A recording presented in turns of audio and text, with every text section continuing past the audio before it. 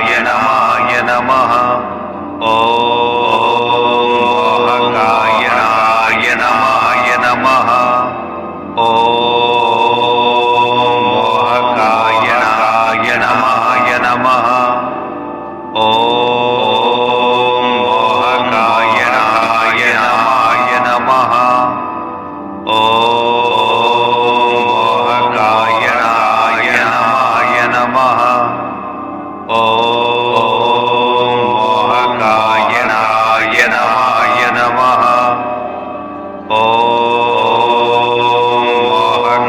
मोहकायनाय नमः